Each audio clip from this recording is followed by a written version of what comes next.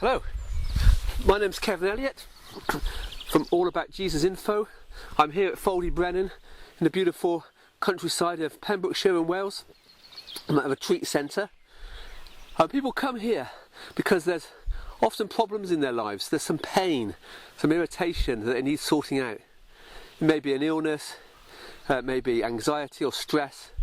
Maybe they're looking for a new direction, or they just need filling up where they've got too low. As we look up at the cross, think of Jesus going through that pain. But out of that pain came his grace, mercy and salvation that has saved us all. He had to go through the pain first. And as we think about the pearl, it started off as an irritation in a clam. And that irritation, that foreign body that was causing it pain, was wrapped around in some protection. And that grew and grew into a beautiful pearl.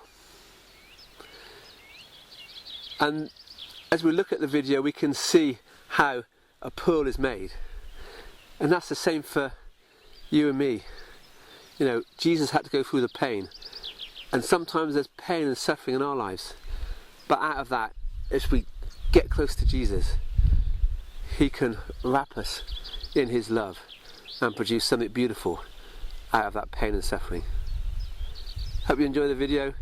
Check out the talk itself, The Parable of the Pearl of Great Price. Thank you very much.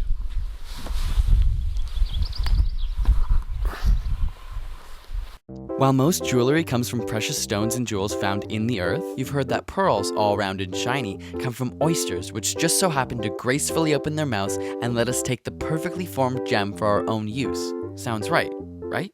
Well, if not, why do they make pearls? As it turns out, shelled mollusks such as oysters create pearls as an immune response to foreign objects.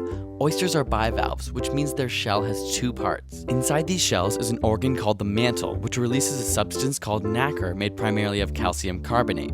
This nacre is responsible for the production of the shell. Pearls are formed when a foreign substance or parasite makes its way between the shell and the mantle. This usually happens when the oyster has opened its shell for feeding. The foreign object gets into the mollusk, which then releases nacre as a protective measure, wrapping the foreign object up many times over. This process is similar to when you get a splinter and happens over years, eventually forming a beautiful pearl. Unfortunately for you, splinters don't make pearls. Over the years, science has taken advantage of this phenomenon by harvesting oysters and inserting foreign objects into their mantle. But these cultured pearls aren't nearly as valuable as their rare natural counterparts. One of nature's many gems. Cultured pearl just means that man placed the irritant inside the mollusk and then nature takes it from there. The unique thing about freshwater pearls is that we just start with a tiny piece of tissue and layer upon layer of nacre is surrounded about the pearl. Nacre is calcium carbonate. When you take the science out of it, what it is, it's the layers of pearl material, minute layers that surround a nucleus that we start a cultured pearl process by growing. In the mollusk, these pearls begin to grow instantly. We've literally opened some after 15 minutes, and you can see how the tiny bits of tissue are balled up immediately by the skin of the mollusk. As it envelops it, begins to make it a little bit round, and then will begin to create these layers of pearl nacre for years and years and years around it. Each particular layer makes a pearl more durable.